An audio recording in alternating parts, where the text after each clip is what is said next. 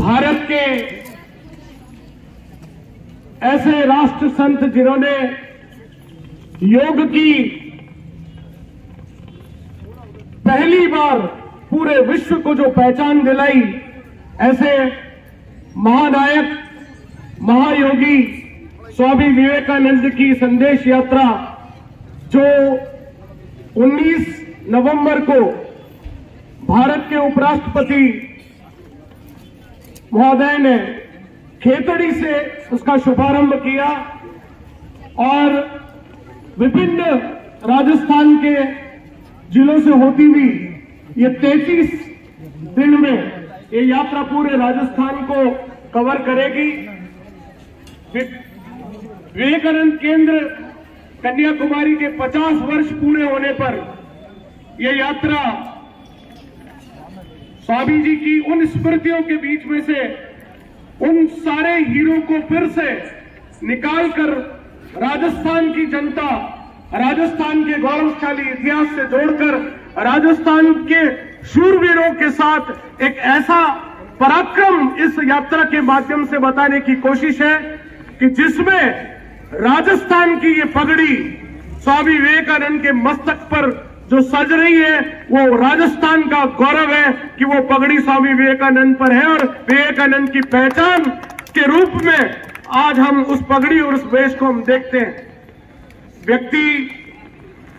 स्वामी विवेकानंद का नाम देने वाले पहले खेतड़ी नरेश थे जिन्होंने स्वामी जी को स्वामी विवेकानंद का नाम दिया। विवेक आनंद का मतलब ही यही है, जो स्वयं अपने विवेक में आनंद को ढूंढ ले उसको फिर किसी बाहर के आनंद की आवश्यकता नहीं होती। इसलिए विवेकानंद अपने आप में एक महत्वपूर्ण नाम है। हर व्यक्ति को विवेकानंद होना चाहिए। अपने विवेक में आनंद की खोज कर ले, वह व्यक्ति अपने अंदर विवेकानंद को जी सकता है। मैं उन सभी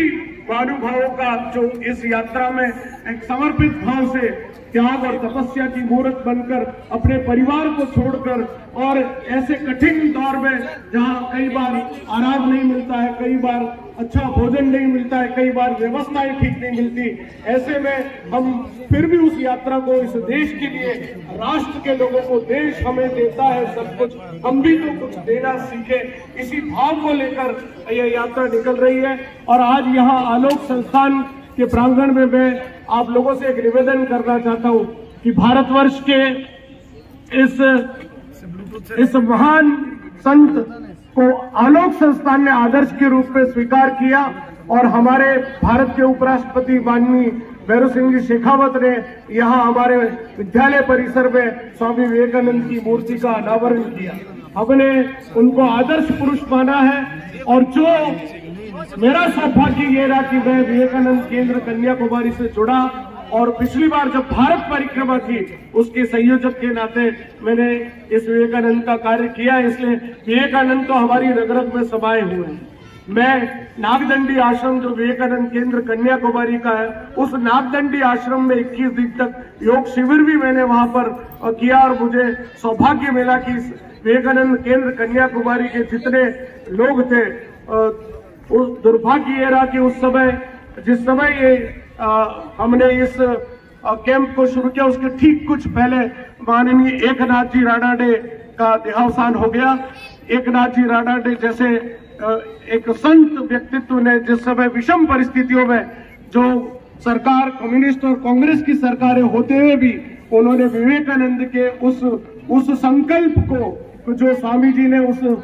समुद्र के किनारे से चलकर उस शिला पर बैठकर जिस प्रकार एक समाधि और एक संकल्प लिया था, ध्यान किया था, वो बात एकनाथ राणाडे जी के दिमाग में आई और उन्होंने उस स्मारक बनाने के लिए जितनी संघर्ष किए उसकी फिल्म भी मैंने देखी है। मैंने उनकी तपस्या को भी पढ़ा है। निश्चित रूप से हमारे लिए ये गौरवमयी पल है। मैं अब सभी राजस्थान की इस